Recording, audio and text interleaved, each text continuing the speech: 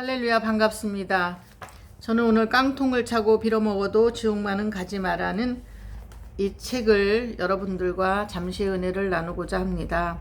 생명수 강가에서 과일을 대접했다. 나는 자녀들과 천사의 손을 잡고 걸어가고 있는데 마침내 강이 하나 나타나기에 천사에게 물었다. 이 강은 무슨 강입니까? 그때 천사는 친절하게 말했다. 생명수 강이란다. 그 유명한 생명수 강이군요. 어떻게 내가 이 강 이름을 알지? 신약성경 요한계시록에 나타나는 강이잖아요. 계시록 22장 1절 말씀. 그렇지, 천사는 아주 만족한 듯한 표정으로 나를 바라보았다. 우리 성도들은 훗날 생명수 강가에 모여 지난날 세상에서 힘들었던 일, 좋았던 일들을 말할 날들이 올 것이다. 그때까지 우리는 선한 싸움을 싸워야 할 것이다. 또 그가 수정같이 맑은 생명수의 강을 내게 보이니 하나님과 및 어린 양의 보좌로부터 나와서 강 좌우에 보니 나무가 있었다. 그래서 천사에게 물어보았다. 나무의 이름이 무엇인지요? 생명나무라고 하지. 생명나무요? 그래, 생명나무. 이 나무는 12가지 열매를 맺는데 달마다 그 열매를 맺는단다. 아, 참으로 신기한 나무이군요. 이 열매를 우리도 먹어볼 수 있나요? 물론이지. 한번 먹고 싶어요. 세상에 살 때도 산골짜기에 살아서 과일을 잘 먹어보지 못했거든요. 내 입은 벌써 쩝쩝하며 입맛을 다시고 있었다. 천사가 여러 과일 중 배보다 좀 더 큰 황금 빛깔을 띠는 과일 하나를 건네주어 입으로 콱 베어 물었는데 세상에서 이렇게 맛있는 과일은 눈으로 본 적도 먹어본 적도 없었다. 이 특별한 향과 맛은 정말 형언할 수 없을 정도였다. 한마디로 환상적이었다. 부족하나마 굳이 표현하자면 입안에서 살살 녹아 온몸이 시원해지면서 아랫배로부터 강력한 기쁨과 웃음, 희열이 동시에 솟구쳐 올랐다. 그때 아기 천사가 황금 대접에 무엇인가 담아가지고 왔다. 한번 마셔볼래요? 나는 고개를 끄덕이며 그 물을 단숨에 들이켰다. 아니, 이렇게 시원할 수가 있을까? 세상에서 당하던 시련과 고통이 물 한 사발에 전부 해소되는 느낌이었다. 그래서 옆에 길 안내하던 천사에게 어떤 물인데 이렇게 시원할 수가 있느냐고 물었다. 이 물은 어떤 물인가요? 이 물은 생명수 물이란다. 그랬군요. 그래서 제가 새 힘이 솟아났군요. 그렇단다. 이때에 큰딸이 내게 말하는 것이다. 아버지, 우리 같이 살아요. 이렇게 좋은 나라가 없어요. 여기서는 먹지 않아도 배가 안 고프고 아픔도 없고 이별도 없어요. 이곳에서 아버지와 함께 살고 싶어요. 우리 모두는 손에 손을 잡고 생명수 강길을 따라가고 있는데 흰 옷을 입은 천사들이 포도 같은 과일을 대접에 담아와서 입에다 넣어주는데 얼마나 달고 시원한지 몸의 피로가 다 사라지는 것이다. 세상의 과일을 먹으면 배가 부르지만 하늘나라의 과일은 먹어도 배가 부르지 않는 것이 특징이고 세상에서는 배가 고파 먹지만 이곳은 오직 즐거움을 위해서 먹는 것이다.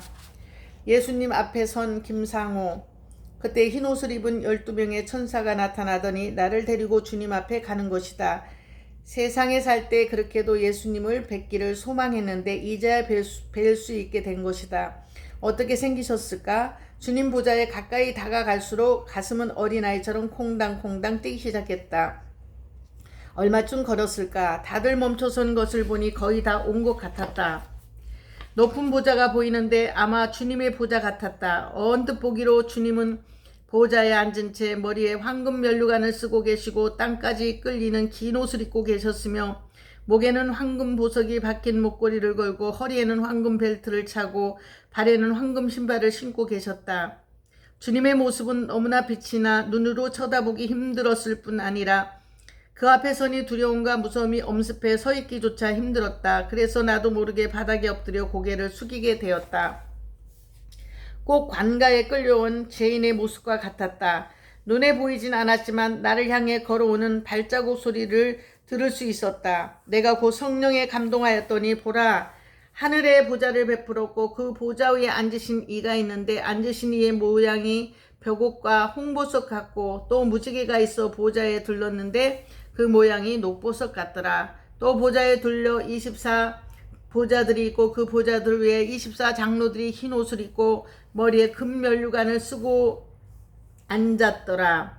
누군가가 나의 어깨를 감싸는 포근함을 느끼는 동시에 아주 부드러운 음성, 즉 맑은 샘물이 흐르는 것 같이 말씀하시는 것이었다. 고생 많이 했다. 아닙니다. 너무나 황송해하며 대답했다. 내가 너를 사랑하노라.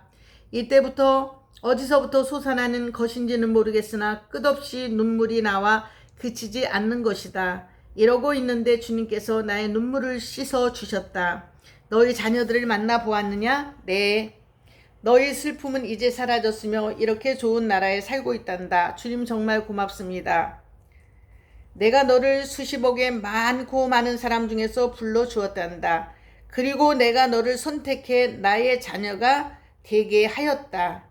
에베소서 1장 4절 말씀입니다. 네, 정말 고맙습니다. 이 은혜를 무엇으로 보답해야 하는지요? 세상에 나가거든 땅끝까지 이르러 나의 증인이 되어야 하고 꼭 내 마을에 하나님의 성전을 지어서 많은 영혼을 구원하거라.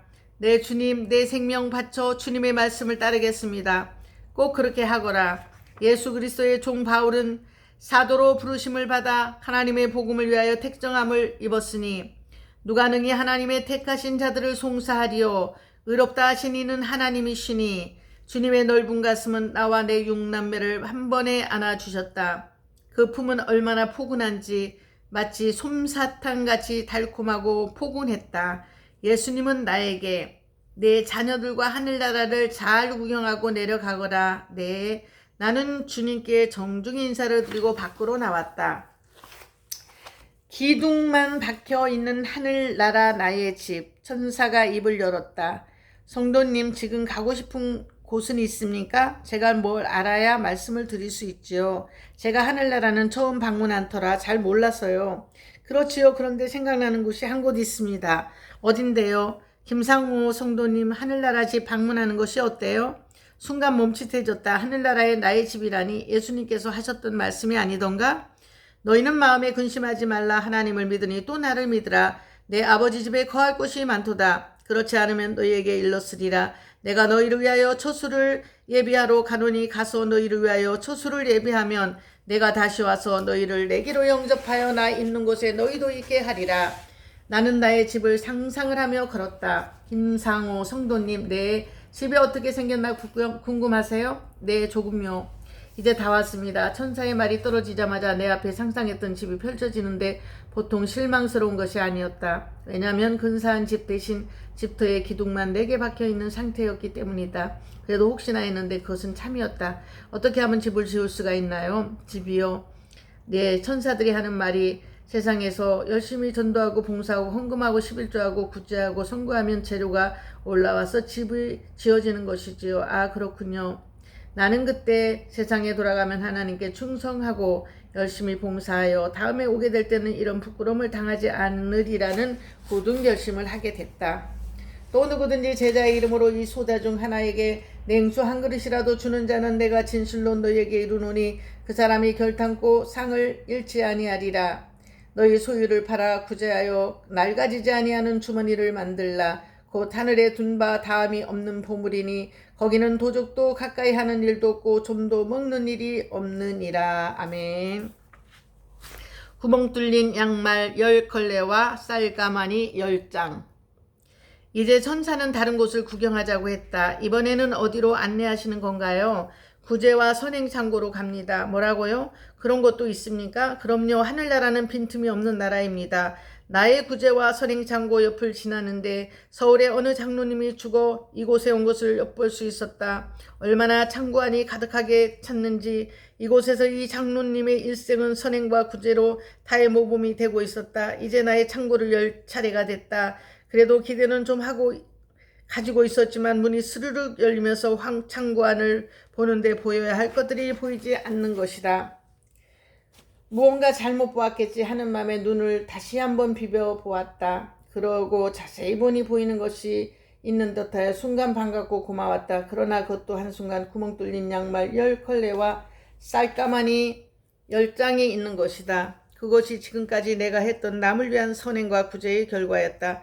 나는 너무나 창피하여 고개를 들 수 없었다. 양말과 가마니에 대한 사연은 이랬다. 딸을 데리고 교회를 갔는데 옆자리 성도님 딸이 양말을 못 신고 있는 것을 보고 내 딸의 양말을 벗겨 그 아이에게 준 것이고 가마니는 어느 추운 겨울날 빈 가마니 5장 정도를 치고 집으로 가는데 다리 밑에 거지가 벌벌 떨고 있기에 가만히 한 장 던져주었는데 하늘나라에서 10장으로 변한 것이다. 나는 이런 상황 앞에 너무 부끄러워 쥐구멍이라도 있으면 들어가야 할 심정이었다. 천사가 말했다. 이제 양말 한 켤레와 가만히 한 장을 가지고 나를 따르라. 내 어디를 가려고요? 갈 데가 있다. 천사의 말에 순종하여 부끄러워하며 들고 걸었다. 그런데 이런 여기는 주님이 계신 곳이 아닌가? 더욱 놀라며 안절부절 못하는데 주님께서 말씀하셨다. 하늘나라는 예수를 믿음으로 오지만 행함으로 상급을 받는단다. 다음에 내 앞에 설 때는 이런 모습이 되면 안 되겠다. 그 위엄 있으신 주님 말씀에 어찌할 줄 모르고 예하고 엎드렸다. 다시 하시는 말씀이 세상에 가거니 열심히 충성 봉사하다가 내 앞에 오너라. 네, 알겠습니다. 나는 마치 전쟁터에 나가기 전 왕 앞에 부복한 장수처럼 그 앞에서 결의를 다짐했던 것이다. 50년 전에 내 개인적 영적 체험이었지만 그때 충격으로 80이 된 이때에도 양복을 사 입지 않았으며 양로원과 구제와 봉사, 교회 짓는 데 모든 물질을 드렸다. 욥바에 다비다라는 하는 여제자가 있으니 그 이름을 번역하면 도르가라. 선행과 구제하는 일이 심히 많더니. 사도행전 9장 36절 말씀입니다. 오늘은 여기까지만 하겠습니다. 감사드립니다.